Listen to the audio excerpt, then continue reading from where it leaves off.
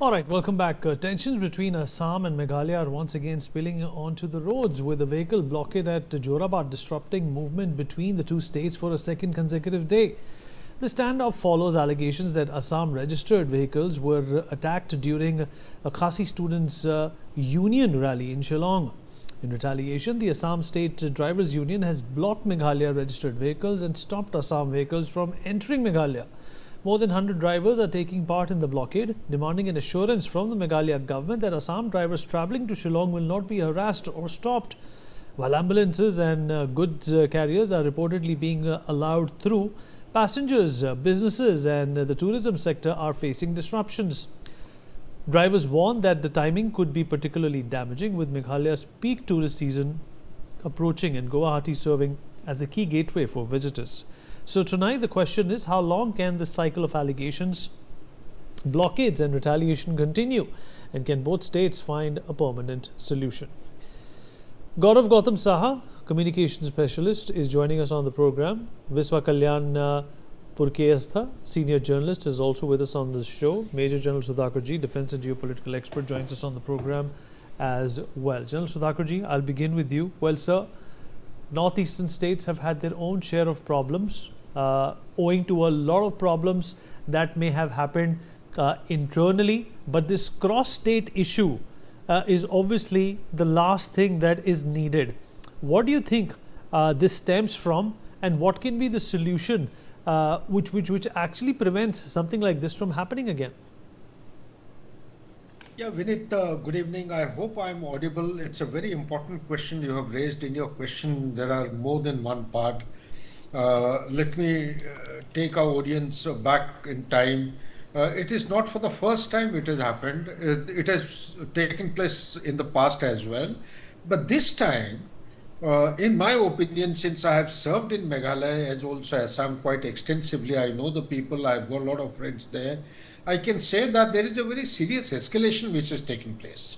This escalation, when you have targeted torching, means vehicles bearing the Assam number, including the government vehicles, 30 of them, not one or two, 30 of them, there is a premeditated act, and which is highly avoidable, because now it appears that the mutual understanding between the state, Meghalaya is connected through Assam, it has to be understood, through Jorabad, and that is the only link, unless they have made a new road now. And I don't think there is any way to make a new road or new connectivity. So therefore, there has to be best of relationship and the understanding. The point which you have raised in your question is that what could be the primary reason?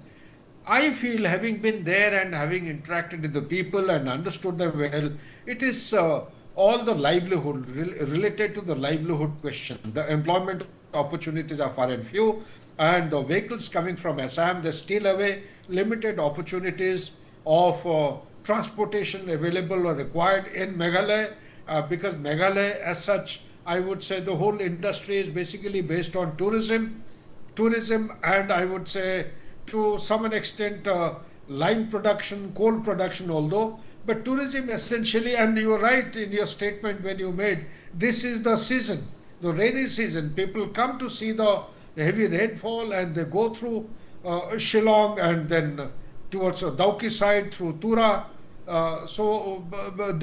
This actually taking the impact and the toll, and on all probability, in my opinion, that is much more than what is actually visible to the naked eye.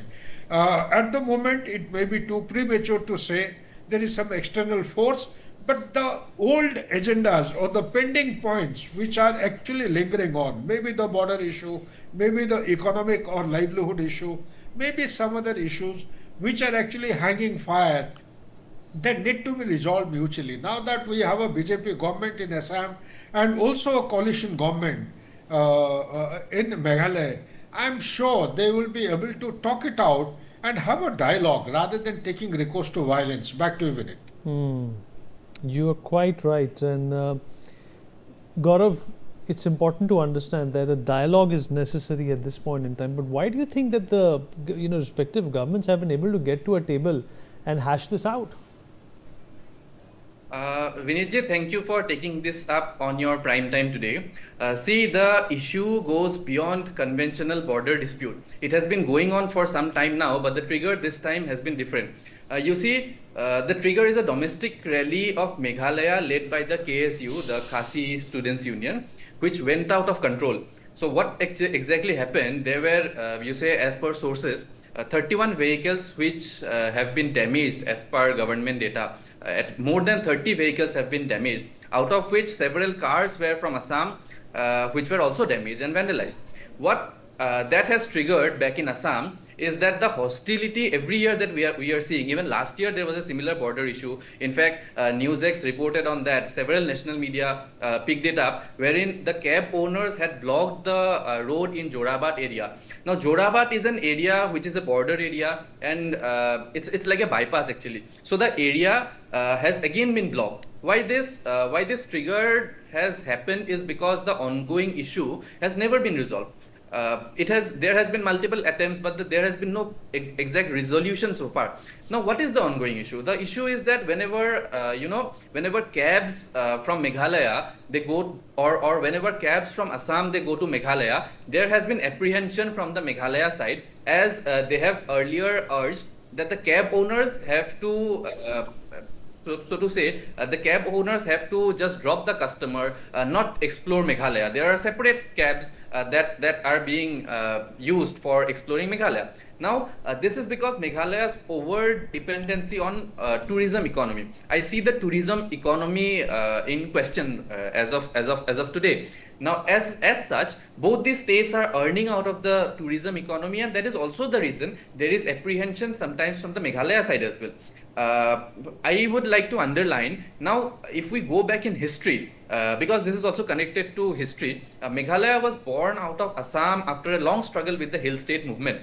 Now the issues that the Hill State movement raised is that of Assam's hegemony over Meghalaya. We can say that the cultural and economic domination. So the economic domination plays a very major role. So the cultural and economic domination over Meghalaya comes into point. But now that things have changed, Meghalaya is an independent state. It has brought in artists like Ed Sheeran. Ed Sheeran is a very popular artist, especially celebrated in Meghalaya, Bryan Adams, and other great artists. So Meghalaya's economy is now flourishing well. But there is always this question mark that are raised, that their businesses sometimes are taken away by some, let's say, some external forces or the business promoters in Assam. So when this is an ongoing issue which needs to be settled, and the only way forward currently is both the governments should sit together to solve the law and order situation. Assam Chief Minister and Meghalaya Chief Minister, Dr. Himanta Biswa Sharma and Conrad Sangma, respectively, have spoken to each other this week, and they have appointed designated ministers to carry it up. However, merely stakeholders, which includes the Cab Owners Association of both the states, they of course need to sit together, but then they also need to formulate some, let's say, unsaid or unwritten rules so that the taxi and the cab operators can function smoothly.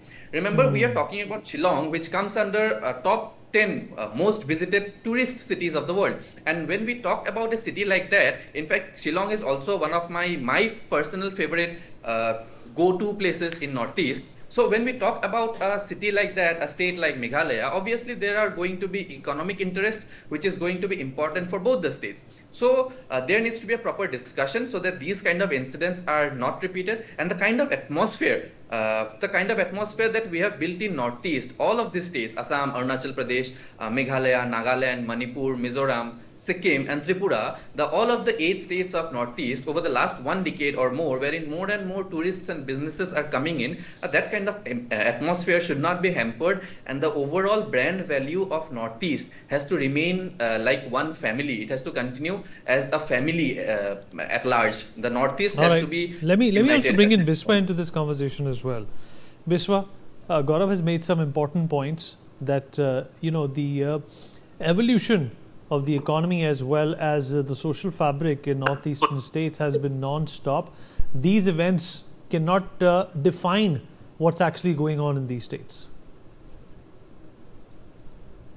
Yeah, because both the states are dependent on each other. There's a geography, not only through the through Guwahati and Jorabad.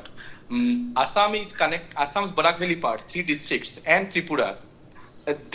These part entirely dependent on Meghalaya. The only road which connects us. I'm from Barak Valley also. Connects us to Guwahati is through Meghalaya, and these incidents are not new. These are I can say regular incidents. I mean, whatever happens, it turns out to be this blockades and harassments, and there is a communal angle which comes, but it needs to be addressed properly for the future also. There is a gap. I believe there is a gap, linguistic and cultural gap, which takes place whenever anything happens, be it any protest or any two persons are, are fighting. It becomes Assam and Meghalaya. It becomes Bengali Khasi, Assamese Khasi. So these are sensitive areas which needs to be properly addressed. I think these are not just two groups of cab drivers fighting and all. This is in I believe this is larger, and we need to address this properly. You're quite right. We have some breaking news trickling in now. Well, the situation in Meghalaya is escalating, with violence now spreading beyond Shillong. In the last 24 hours, fresh incidents of arson and petrol bomb attacks on government property have been reported across multiple districts. A petrol bomb was hurled at a police outpost in Shillong. In Ribhoi, 3 government vehicles and a motorcycle were set ablaze, and in southwest Khasi Hills, another petrol bomb was lobbed at a government office. All of this traces back to a students' bike rally in Shillong 2 days ago, which turned violent and has since set off a chain reaction across the state. Meanwhile, in Assam, a retaliatory blockade continues to disrupt the interstate vehicular movement. Nibir, my colleague, joins us on the broadcast to give us the latest about this. Nibir, I hope you can hear me. The latest update is that there has been heavy security deployment in Shillong. As far as the law and order situation is concerned, the ASU has announced that they are going to do a sit-in demonstration on the 24th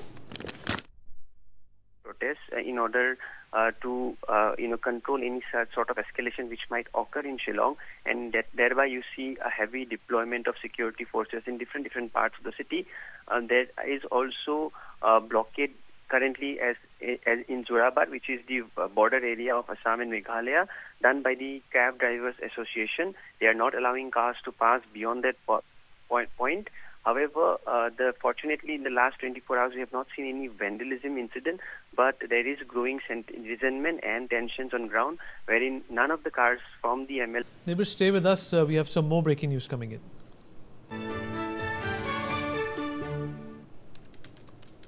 All right, well, a disturbing incident has emerged from the Meghalaya violence, one involving an innocent family caught in the crossfire. An Assam family travelling to Shillong was allegedly attacked on August 19th, and during the violence that broke out around the Khasi Students' Union rally, the vehicle was vandalized and a child travelling inside was injured after shattered glass from the attack reportedly pierced him. Videos from the scene show extensive damage to the car, including its windscreen, and windows were smashed. What's alarming is that Assam registered vehicles appear to have been specifically targeted, raising serious concerns over the safety of tourists, passengers and transport operators travelling between the two states. Well, the standoff between Assam and Meghalaya is now into its second day. Traffic between the two states remains disrupted, with members of the Assam State Drivers Union blocking vehicles at Jorabad. Meghalaya registered vehicles are being stopped from entering Assam, while Assam registered vehicles are being prevented from heading into Meghalaya. Trucks have been lined up to block the road, with drivers themselves sitting on the highway to enforce the shutdown. Nibir, the situation seems to be getting worse and worse by every passing hour. Well, absolutely, Vineet. As you know that there are blockades happening on the border areas, which has not allowed the cars from the Meghalaya side to enter Assam.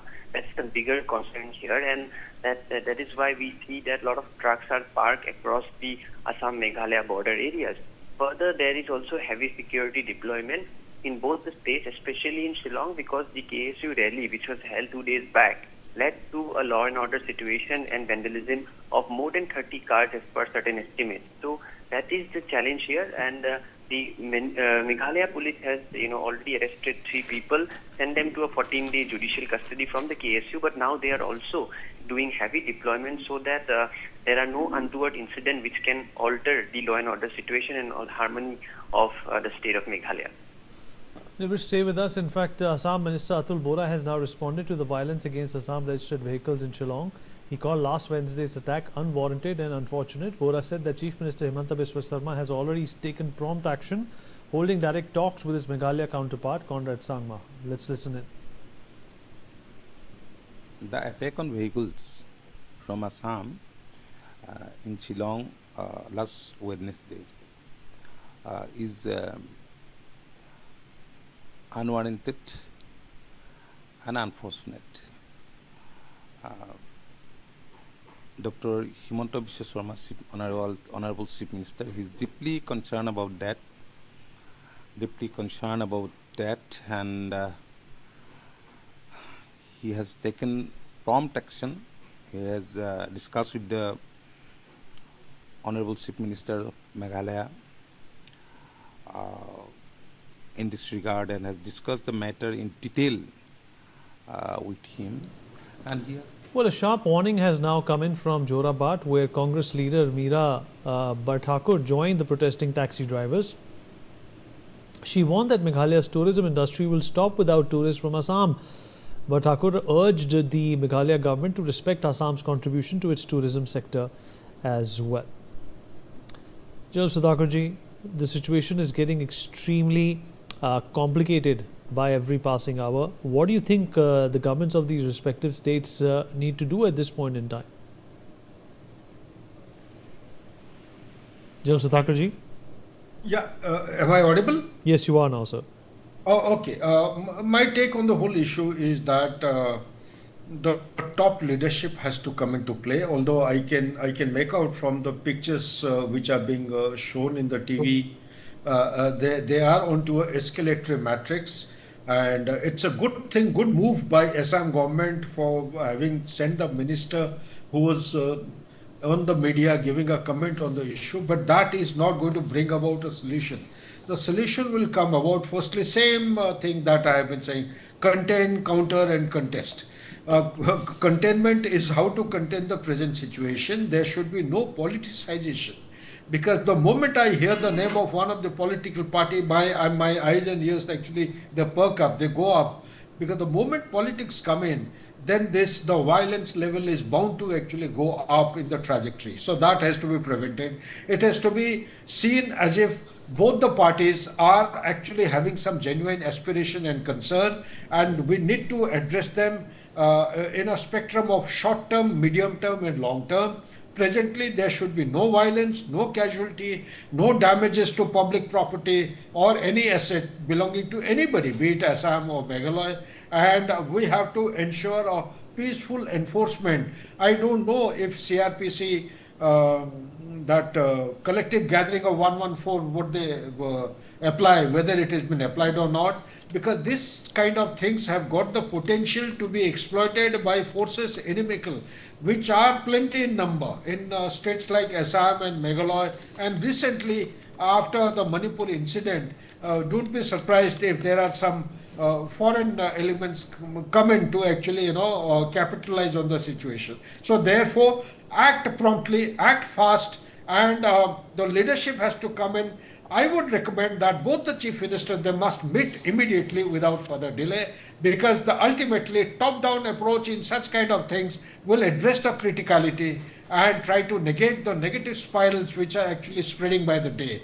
And second and most important thing is, we need to contain the situation, because it appears that the population is gravitating from nearby villages.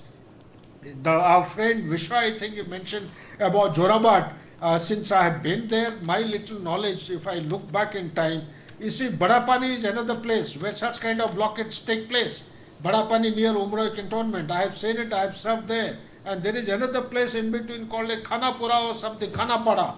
These are the places. So the police would be doing, they would be in picture about this, civil administration would do well. So there has to be a multiple engagement and All multi-pronged right. So approach. hold on to that thought. The Assam Drivers Union held a protest today following the alleged vandalism of Assam vehicles in Meghalaya. In the aftermath, vehicular movement between Assam and Meghalaya has now been stopped from both sides, with traffic at Jorabat border area completely halted as the standoff between the two states continues.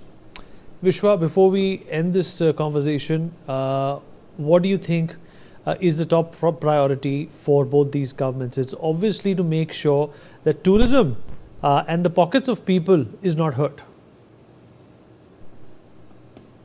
Yeah, as has said that we should not politicize. I mean, politics should not be involved. And this is a larger issue, and we need to discuss properly on that. I mean, the issues should not be just politicized, or the gap between the groups, the linguistic groups, the state culture. We need to address them thoroughly, properly. It is not a new issue. It has been happening. It is the pattern is same. So the problem is also same. There is a gap, and we need to feel that we need to address that properly, going beyond the state politics or party politics. All right. On that note, we're going to dip into a short break. Appreciate everybody who joined in. We'll be right back.